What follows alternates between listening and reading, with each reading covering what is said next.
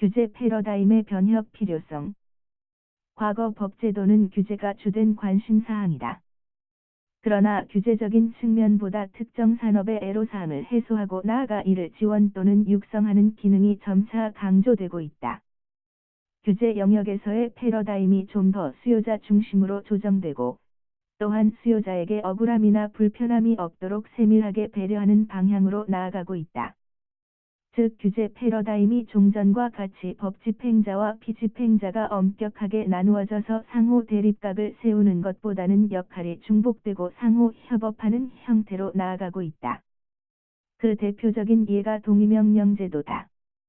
이는 공정거래법 위반 사건의 경우에 위반 혐의를 받는 사업자가 스스로 피해자 구제 계획을 세우고 나아가 재발 방지를 위한 조치 등을 포함한 방안을 제시하며 이에 따라 이해관계자와 규제당국 역시 이에 동의하는 경우 행정명령이 나온 것처럼 그 구속력을 인정하는 제도다.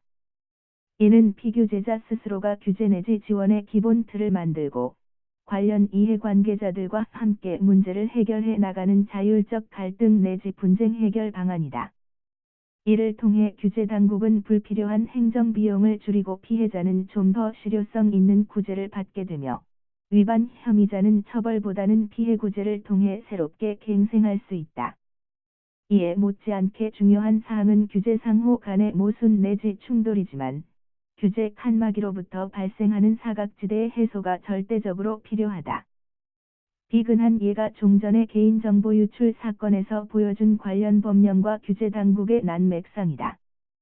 즉 주무부서가 금융당국, 방송통신위원회, 행정안전부 기관으로 나누어지고 각 소관 법령상에 상호 충돌되거나 모순되는 규정이 있는 데다가 제재 방식도 산만하고 복잡했다.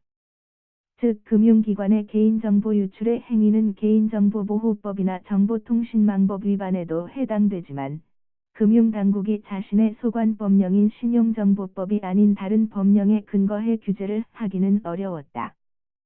또한 방통위나 행안부 입장에서도 금융기관은 자신의 산하 피감독기관이 아니어서 자기 소관 법령에 근거한 규제가 어려웠다. 따라서 이러한 문제점을 해결하기 위해 규제의 사각지대를 조정 관리할 수 있는 융합적인 행정조직과 이에 따른 융합규제 정책 방안이 강구돼야 할 것이다. 그리고 규제개혁은 좀 더 수요자 중심으로 치밀하게 재단될 필요가 있다. 그렇지만 현실에 있어서는 이 부분이 여전히 미흡하다. 예를 들어 작년에 입안된 자동차 관리법 개정안을 살펴보자. 이는 법의 허점을 이용한 소위 렌터카 신종 사기를 근절하기 위해 입안됐다. 즉 저당권이 설정된 자동차에 대하여 직권 말소를 유도해 일단 직권 말소가 되면 기존의 저당권도 같이 말소되는 법 규정상의 맹점을 이용한 것이다. 이러한 법의 허점 때문에 그간 여신 전문 금융기관은 많은 불편함을 겪었다. 왜냐하면 여신 전문 금융사는 이와 같은 직권 말소를 저지하기 위해 실효성이 전혀 없는 임의 경매를 계속해야 직권 말소를 피할 수 있었기 때문이다. 이에 직권 말소 후 신규 등록 시 기존의 저당권의 해소가 정당함을 증명해야 자동차 신규 등록이 가능하도록 법을 개정하게 된 것이다. 그러나 개정 법안의 발효 시기가 공포한 날로부터 1년 이후로 미루어졌기 때문에 문제가 발생했다. 즉 개정 법률이 시행되기 전인 1년 동안 여신 전문 금융기관을 달리 보호할 조치가 없었다. 물론 현행 직권 말소 규정은 정당한 권리를 침해한다는 이유로 위헌 심판이 제청돼 있기는 했다. 그렇지만 헌법재판소의 결정도 안 내려진 상태에서 국토해양부, 지방자치단체, 국회, 헌법재판소, 법원 등 어느 기관에서도 수요자에 대한 세심한 배려가 전혀 없었다. 그렇다면 적어도 주무부서 격인 국토해양부 및 행정안전부로서는 지방자치단체에 대해 현행 직권 말소 규정에 대한 문제점 및 개정 법률의 시행 등을 안내하고 시행일 이전에 저당권자의 권리가 부당하게 침해되지 않도록 적절한 조치를 강구했어야 한다.